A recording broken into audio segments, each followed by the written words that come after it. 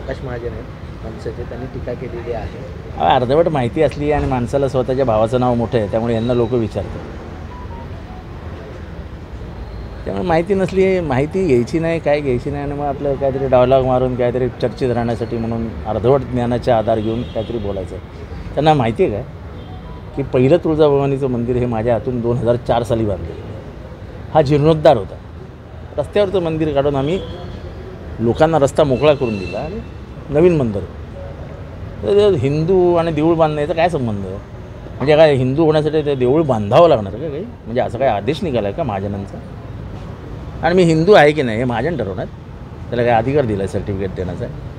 म्हणजे तोंडाला आणा मुंज करा. काय मुंज पण कर दिला? आम्हाला मुंज करायचीच नाही, तो तुमचा अधिकार आहे, करत राहा.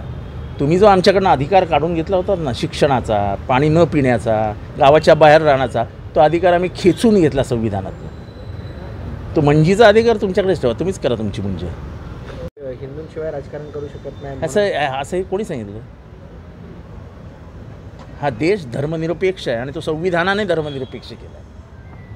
ह्यांना संविधानाबद्दलच प्रेम नाही, आस्था नाही, आदर नाही. ते माणसं अशी बरळत असतात आणि त्यांच्या बरळण्याला फार काही किंमत देण्याची गरज नाही. बरोबर.